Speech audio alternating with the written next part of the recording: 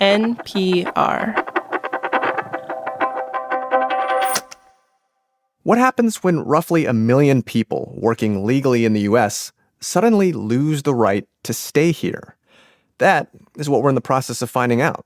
The Trump administration is dismantling Temporary Protected Status, or TPS.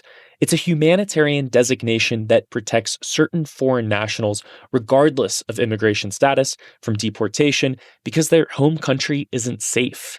At the start of Trump's second term, 17 countries were covered by TPS. Since then, the administration has terminated or tried to terminate 13 of them. And by the end of this year, the number of countries covered by TPS might be 0.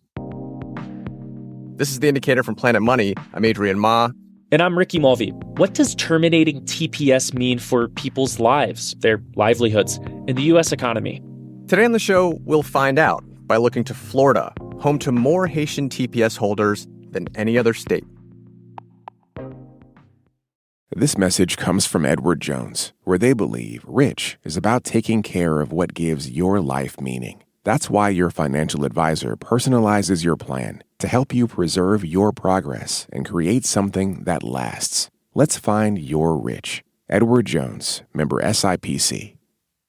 This message comes from MIDI Health, a virtual care platform for women in perimenopause and menopause. CEO Joanna Strober shares the mission behind working with women in midlife. It's not just about hormones. It's not just about weight loss medications.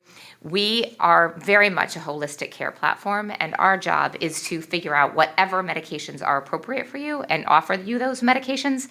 MIDI Health, committed to helping women in midlife with perimenopause and menopause care, accessible via telehealth visits at joinmidi.com. This message comes from Insperity, providing HR services and technology, from payroll, benefits, and HR compliance to talent development. Learn more at insperity.com/HR matters. North Miami is home to one of the largest communities of Haitians in the U.S. Sabine Dolcio lives nearby, and she says normally it's a hub of activity. What you would normally see are parents walking their kids to school, or if you drive down 6th Avenue, there's a bunch of markets. People walking from their home to the markets. There's a lot of food trucks. So you'll see a lot of people buying food. But that changed after the Trump administration officially terminated temporary protected status for more than 300,000 Haitians living in the U.S. It cited national security concerns and that the program was meant to be temporary, not permanent. As local immigration enforcement ramped up in Miami, the fallout was all over the local news. ICE is getting ready to ramp up operations targeting some in the Haitian community who... Business owners in Haitian neighborhoods say they're struggling for 2 reasons: lack of workers and lack of customers. We drove through 6th Ave, and I was like, where is everybody? People are staying within their homes and not leaving for safety reasons. Sabine is originally from Haiti and became a U.S. citizen about 10 years ago. Today, she runs a wedding and event planning business. She says more than a dozen of her employees were Haitian TPS holders who mostly worked setting up and breaking down events. We were proud that they were Haitian immigrants who were building a new life here, who were attending school to learn English. We had people who had started Miami-Dade College. And we were proud to say that, our staff were able to help people do that by paying them a livable wage. But after TPS ended, Sabine had no choice but to lay them off. Without TPS, they're not legally authorized to work. And now they're also vulnerable to arrest and deportation. It's just like a big knot in my stomach because I can put myself in their shoes, right? If I never went through the process of becoming a citizen, I might be in their shoes planning to go back to a country that I do not know. And that country has been through a lot in recent years. In 2010, it was hit by a magnitude 7 earthquake. That's when the Obama administration first designated TPS for Haitians. Since then, that designation has been extended several times to account for new crises. In 2016, Haiti was hit by a massive hurricane. And in 2021, Haiti's president was assassinated, setting the stage for a collapse of the central government.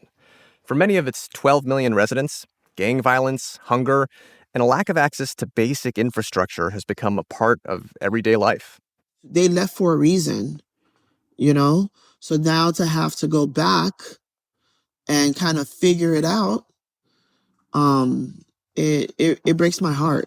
It's worth noting that it's not just Haitians who benefit from TPS. When Trump took office, about 1.3 million people had temporary protected status from countries like Venezuela, Syria, Ukraine, and Sudan, and about 1 million of them were working. But during his second term, Trump has moved to end these protections. Alex Arnon is a director of policy analysis at the Penn Wharton Budget Model, an economic think tank. He says what is happening here from a labor market perspective is kind of unprecedented. It's pretty dramatic. So we've definitely on in immigration, it's hard to think of a precedent for this where, roughly close to 1 million workers suddenly becoming ineligible to work. How this is felt in the U.S. economy will vary by place. Most TPS holders live in states like Florida, Texas, New York, California, and Georgia. And they work in fields like construction, warehousing, healthcare, cleaning, and maintenance. It's clear that a lot of these workers were supporting the workforce in corners of the economy where they were really important and necessary. And here's where the termination of TPS could be felt in the broader economy. Alex says it's possible some U.S.-born workers will take the place of, say, a Haitian, Venezuelan, or Syrian TPS holder laid off from their job. But generally speaking, TPS holders were not working the kinds of jobs that U.S.-born workers actually want, at least at prevailing wages. We're talking lots of manual labor and not a lot of English-speaking skills. So Alex says employers will likely struggle to fill those openings. And Alex says this has another knock-on effect. The losses to American consumers who are benefiting from being able to get cheaper construction, cheaper home health services, cheaper Lyft rides, the cost to them of losing this workforce will be much greater than the benefits to other people who will be able to get the jobs that they wouldn't have gotten otherwise. We reached out to the White House, and in a statement, spokesperson Laura Biss said they were ending a program that exploited American workers for years, and that President Trump was, quote, creating opportunity for American workers and ensuring relevant sectors have the legal workforce they need to be successful. Now, one area where consumers might see repercussions sooner rather than later is in the home healthcare industry. Steve Puryear helps run a healthcare agency in Florida, which pairs nurses with clients who need help with daily activities like bathing or doing laundry. Last week, he said he had to lay off one of his employees who was a TPS holder. Monday night, 9 p.m., I'm on the phone with a caregiver having to tell her that she can't go to a client's house tomorrow morning at 8 a.m. And on the other side, I have a family who's distraught because that family has now lost a caregiver they've had for 2.5 years. Steve says wages for caregivers run between $17 and $25 an hour. And with TPS terminations shrinking the pool of legally available labor, those who remain will command higher wages. If you take X out of the equation, you only have Y numbers left, the rates are going to go up. And then that just goes right back to the consumer. And maybe those higher consumer costs are something that the Trump administration is willing to accept to carry out its mass deportation agenda. For Steve, it leaves him asking, why? Well, in a case heard by the Supreme Court, plaintiffs argued that terminating Haiti's TPS designation was actually motivated by racial animus. As evidence, they pointed to the president's long track record of making racist statements about Haitians and other immigrants of color. But in June, the court ruled for the Trump administration, which has argued that Haiti is so politically unstable and gang violence is so widespread that allowing Haitians to remain temporarily in the U.S. poses a national security risk. This reasoning doesn't sit so well with Steve. I believe that there is a very big difference between a gang member entering the country illegally and then a person who's been in the country for 15 years. You've put down roots, you're contributing member of society, and you're treating them the same. They're not. And it saddens me that that's what we're doing. That's poor leadership to me. Why throw them out? Create a process. Those processes have been dismantled.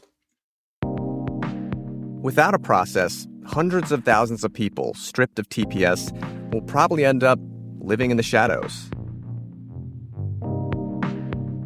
This episode was produced by Julia Ritchie with engineering by An Li Huang. It was fact-checked by Sierra Juarez. Kate Kincannon is the show's editor. The Indicator is a production of NPR. This message comes from Insperity, providing HR services and technology, from payroll, benefits, and HR compliance to talent development. Learn more at insperity.com/HR Matters. This message comes from NPR sponsor Charles Schwab with its original podcast on investing. Each week, you'll get thoughtful, in-depth analysis of both the stock and the bond markets. Listen today and subscribe at schwab.com/oninvesting or wherever you get your podcasts.